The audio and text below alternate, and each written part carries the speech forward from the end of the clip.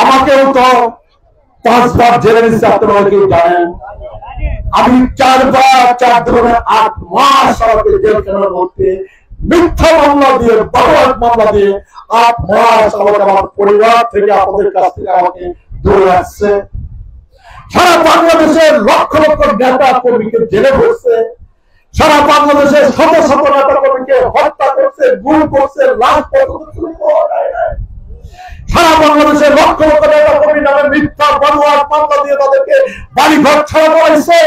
আমাদের অনেক নেতা কর্মী বাড়িতে ঘুমাইতে পারে নাই, পরিবার পরিবার নিয়ে থাকতে পারে নাই, আপনাদের জানা আছে না?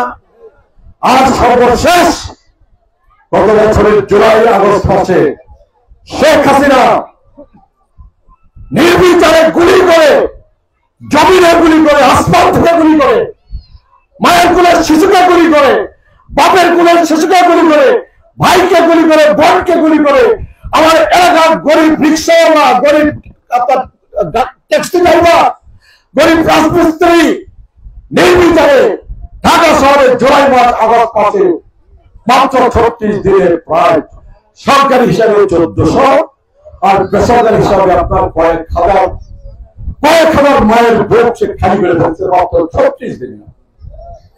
অন্তত 25 থেকে 30,000 মায়ের সন্তানকে সে আহত করছে। কয়েকশো ভাই বোন আমার অন্ধ হয়ে গেছে, তারা জীবনে আর দৃষ্টি শক্তি ফেরত পাবে না। কয়েকশো ভাই বোন তারা পঙ্গু হয়ে গেছে, তাদের হাত গেছে, তাদের পা গেছে, তারা সারা জিন্দগির মতো পঙ্গু হয়ে গেছে। কেন?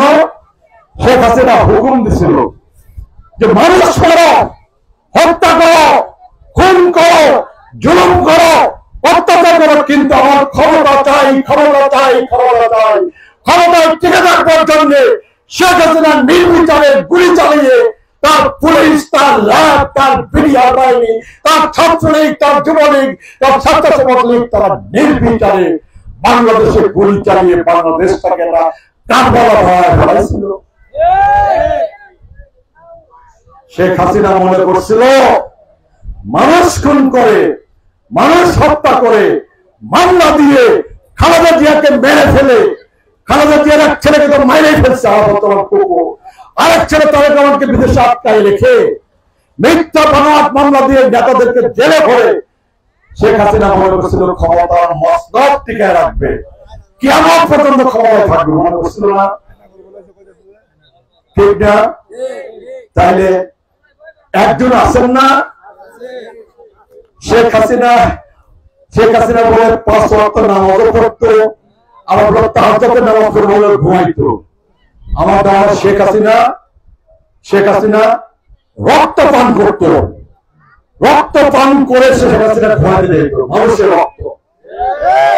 রক্ত পিপাসু ছিল শেখ হাসিনা, মানুষের রক্ত ঝরাইত, মানুষের রক্ত পান করে শেখ হাসিনা রাতের বেলা ঘুমাতে যেত। রক্ত পান না করে শেখ হাসিনা আপনার ঘুমাতে চাইতো না।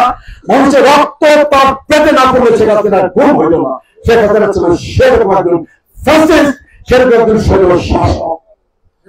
আল্লাহর কাছে আমরা শুকরিয়া আদায় করি। আল্লাহ রাব্বুল আলামিন